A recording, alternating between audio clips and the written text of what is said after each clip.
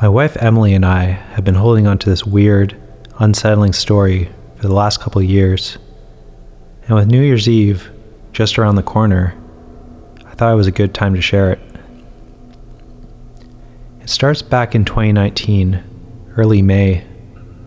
Life was normal, pre-COVID normal.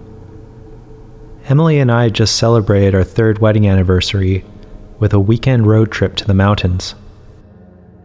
On the way back, we decided to take a scenic route, but a late spring thunderstorm quickly changed our plans. An atmospheric river, they called it. Solid sheets of water pounded against the windshield. The wipers barely kept up, and the road was just a blurry mess. Worse, our GPS lost its signal, and the car charger for our phones was broken. We must have taken a wrong turn, because we ended up on a narrow, unfamiliar road with no houses. Just after 11 p.m., our phones died, leaving us completely cut off. The only sound was the rain on the windshield as we drove through the empty countryside, hoping to find some sign of life. "There has to be a house along this road," I said. "We need directions, or a place to wait out the storm." But as we kept driving, the rain turned to snow, a blizzard. The road was becoming impassable, and we were starting to panic when we spotted a single house up ahead. It looked like something from a Hallmark movie. Warm, welcoming lights glowed in the windows, and the muffled sound of music drifted through the snowy night. "Looks like a party," Emily murmured. "Thank God," I said. "Let's get inside and ask for help." We parked and hurried up the porch steps. Neither of us were dressed for snow, and the cold was deep. Had we gained altitude on that country road? I wondered to myself. There was a brass placard on the door, with the name Dr. Williams etched into it. Emily rang the bell, and we waited. The door opened, and a wave of warmth and sound rushed out to greet us. A man in his late 50s, dressed in a dark suit, stood in the doorway. He smiled warmly. "Can I help you?" "We're lost," I began, but he cut me off. "Come in, we're celebrating." Curiosity got the better of us, and we let him take us inside. "Take off your coats and join the fun," he said, beaming. The house was beautiful, spacious, and well-appointed. The atmosphere was inviting, but also somehow kind of jarring. There were clocks arranged on tables and ledges, wherever there was space, all ticking towards midnight.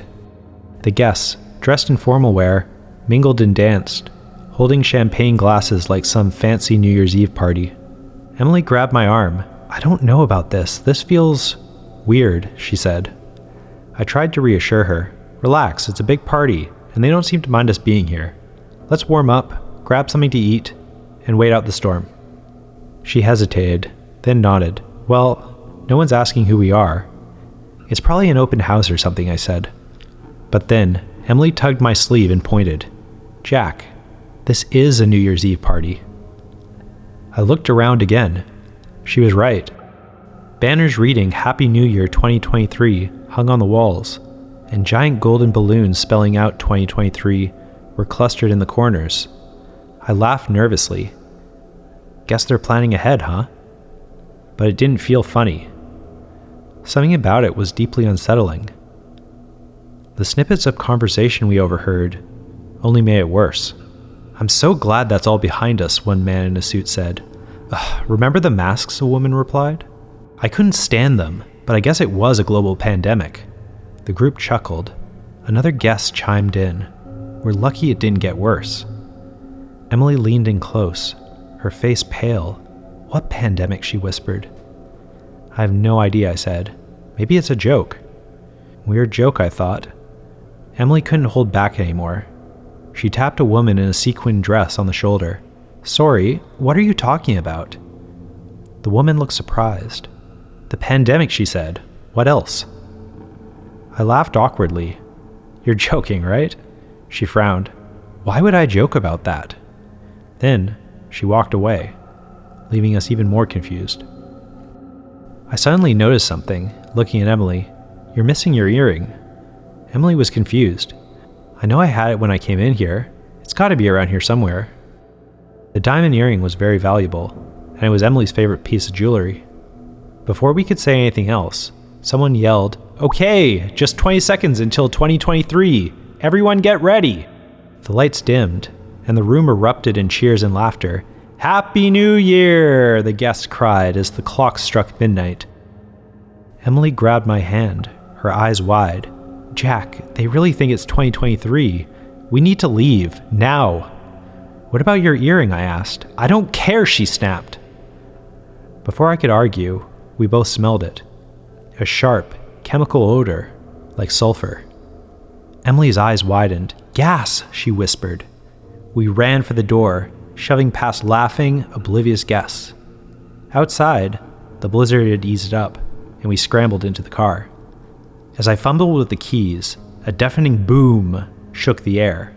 We turned to see the house engulfed in flames, smoke rising into the night sky. "No one could have survived that," Emily whispered. We didn't stick around to find out. I drove away as fast as I could to find help, the snow crunching under the tires, neither of us saying a word. We came across a farmhouse a few minutes after the explosion. A kind, groggy old man answered the door. "We need to use your phone. It's an emergency," I said, breathless.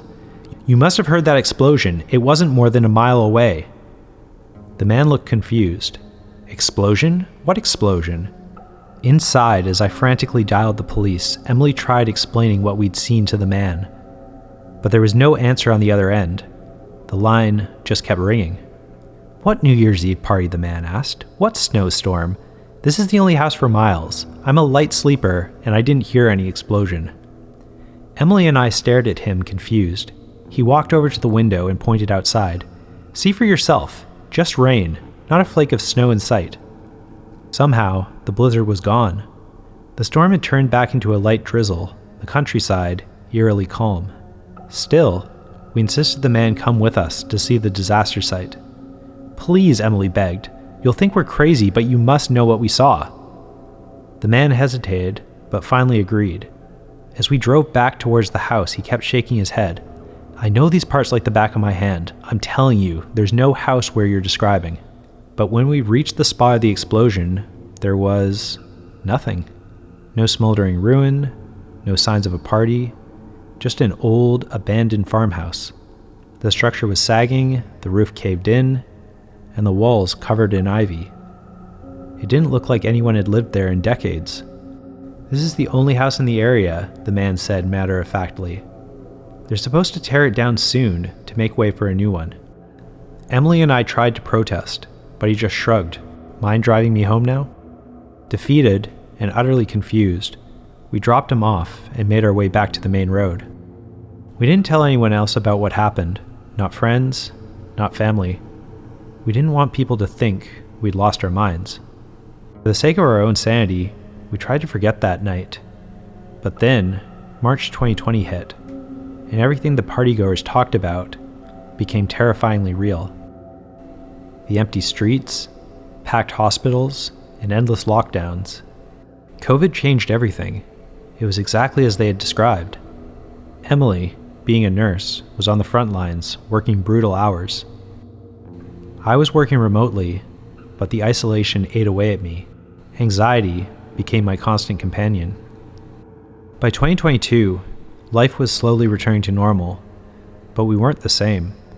The strange party we crashed in 2019 felt like a distant memory, something we rarely talked about anymore. Then, a few friends invited us to a New Year's Eve party and offered to drive. We didn't bother asking where it was. They generally had good taste in get-togethers, so we trusted them. On New Year's Eve, we got dressed up and piled into the car. The drive was fun, with talk about New Year's resolutions and gossip about who we might see at the party. Then, it started snowing. It was slow at first, but then suddenly it was fast and heavy. Soon, the roads were covered.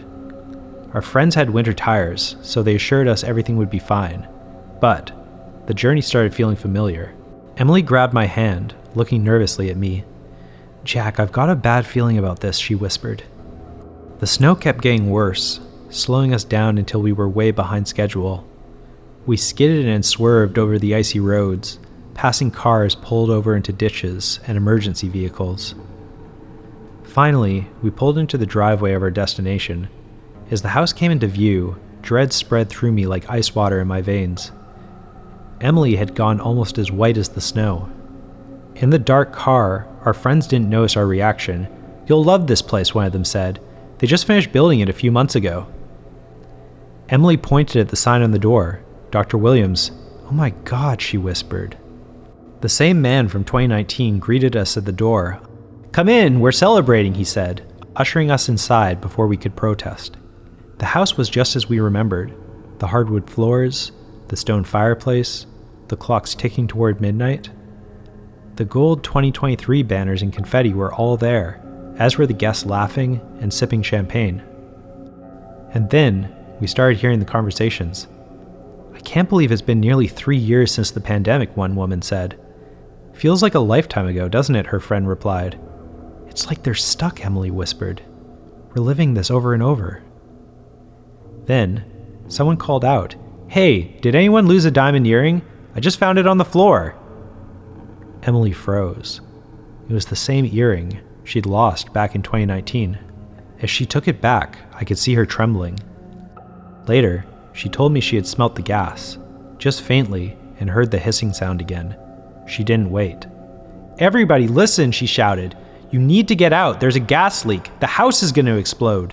Her outburst was met with confusion, disbelief, and even anger. A few people muttered things like, "What's wrong with her?" Believed us. They followed us out into the snow. Our friends were furious, accusing us of ruining the party as we got back in the car. Before we could respond, a muffled whomp shook the air. Flames shot up from the house, illuminating the snowy night. We watched in silence as the fire consumed the house. The fire department arrived quickly, but by the time the flames were out, there was nothing left. We tried to explain to the authorities about the gas leak. Thankfully, they didn't press us too hard. Our friends were stunned into silence, though they clearly wanted nothing more to do with us. Emily and I were just grateful we saved a few people this time. It's been almost 2 years since that night, and I still think about it constantly. Did we really change anything? Or was this always meant to happen? Either way, I don't think I'll be celebrating New Year's Eve anytime soon. I was walking my dog Scout the night I saw the thing in the woods. We were on the dirt road near my house. It was quiet. Just the sound of my boots scraping the ground and Scout's panting ahead of me. I was ready to head back home, so I gave the leash a light tug. "Come on, Scout," I said, but he barely noticed. He seemed to be tracking something. Then he froze, ears up. He bolted into the woods, yanking the leash out of my hand. He vanished into the trees, gone before I knew what happened. I ran to the edge of the woods. The shadows from the trees stretched long across the dirt, and the trees towered over me, dark and close. "Scout," I called, but my voice was muffled by the wall of forest. No answer. "Scout!" I heard him running deeper into the woods. He was chasing something. "Scout, come!" I yelled again. He'd never really done this before. Never bolted, never ignored me. The sound of him running faded. I could hear myself breathing hard. I thought about going in after him, but my feet felt stuck on the dirt road. It would be dark soon, and my parents were expecting me home. It wasn't that I was afraid of the woods. Not really. I'd spent so much time in there as a kid, running around with the other neighborhood kids, climbing trees, building forts, but that was always in the daytime, never at night. At night, the woods were actually kind of scary. I remembered all the stories we used to tell each other. Witches, monsters, things that lived in the shadows, waiting for someone to wander in. Kid stuff. I wasn't afraid of those stories anymore, was I? I took a deep breath and straightened up. "Come on," I whispered to myself. You're almost 17. It's just trees. I adjusted my bag on my shoulder and stepped into the woods, brushing past the first branches that snagged on my sleeves. The dirt road turned to moss and soft pine needles. I kept calling Scout's name, but he still wasn't coming back. As I went deeper, memories from my childhood came into my head. All the games we used to play out here, pretending the woods were some kingdom we had to protect. I smiled to myself. I should come in here more often, I thought, brushing branches out of the way. But then, just ahead, something caught my eye. Scout's leash and collar, tangled in a bush. My chest felt tight. I bent down and untangled the leash, pulling it free from the branches. That's when I saw clumps of Scout's fur caught in the undergrowth. A lot of fur, like he'd really struggled to get loose. I was scared. I thought I should probably just head back. Scout would come back on his own. I turned back, ready to retrace my steps. Then I heard barking. "Scout?" I called, spinning toward the sound. It was somewhere close, just ahead. I half sprinted in the direction of the barking and ended up at a patch of bare ground, surrounded by trees in the dim end of daylight. Scout was there, stiff-legged, snarling in the direction of the trees on the other side of the clearing. I rushed towards him. He didn't even flinch. His eyes stayed locked on the trees, growling from deep in his throat. "Come here, boy," I whispered, crouching to pick him up. The second I touched him, his growl turned to a whimper, his whole body trembling as I picked him up. That's when I felt the cold prickle at the back of my neck. The woods were still, but I couldn't shake the feeling something was watching me. I turned towards the tree line, squinting into the smudged shadows. My eyes could barely distinguish between shadows and trees, with everything blending together as the light faded. Then I saw it. A glimmer, faint, like waves of heat rising off the pavement, just beyond the edge of the clearing. I tried to focus, but the harder I looked, the more it seemed to vanish. Only when I shifted my gaze did I see it again, the almost see-through shape with reddish eyes, hovering in the shadows, barely there, like an optical illusion. My breath caught and my chest felt tight as I backed away, clutching Scout. He whimpered louder. I turned and ran, the woods pressing in around me. The trees blurred together as I pushed forward, stumbling over roots and uneven ground. The whole time I could feel it, something creeping closer, its presence heavy on my back. I didn't look back. Finally, the dirt road came into view. I nearly fell head first out of the forest, still holding Scout in my arms. When my boots hit the road, I stopped, trying to catch my breath. Slowly, I turned back towards the woods. The shadows between the trees looked darker now, like black ink. My heart pounded in my ears as I scanned the tree line. I saw it again. The shimmering presence, just at the edge where the forest met the road. It hovered there, shimmering like the surface of a soap bubble, or like light bending around something that wasn't really there. Its glowing eyes were faint, like embers after a fire. The thing didn't move. It just stayed there, right at the boundary, as though it couldn't step past. It was watching me. And then I heard something coming out of the woods. My own voice, shouting in the trees. "Scout! Scout!" My blood felt like ice in my veins. Whatever that thing was, it was mimicking my voice. Scout whimpered, and I turned away, forcing my legs to move again. I ran the whole way home. When I returned, my parents were waiting. "You're late," Dad said, the moment I stepped through the door. He crossed his arms, his face somewhere between worry and frustration. "We were just about to go looking for you." "I'm fine," I said, avoiding his eyes. I was trying to sound calm, but he's hard to fool. "You look spooked," he said. "What happened?" "Scout ran off, and I had to track him down in the woods. Took longer than I thought." He squinted at me, not buying the half-truth. "That's all?" "Yeah," I said. forcing a small laugh. I was just worried about losing the dog, that's all.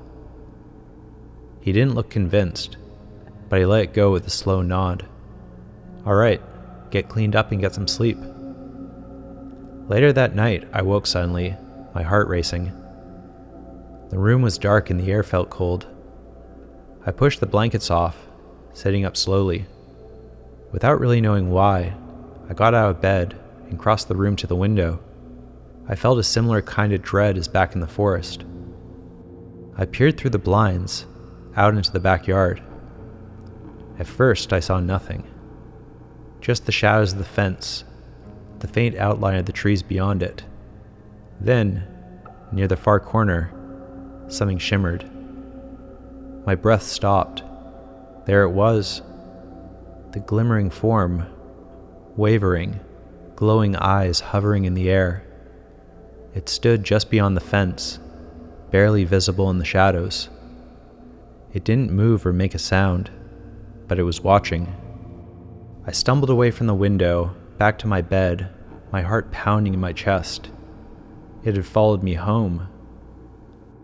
I barely slept that night, and even now, weeks later, I still sometimes catch glimpses of that shimmering form at the edge of my vision, especially if I'm outside after dark. And, in case you were wondering, I haven't been back to the woods since.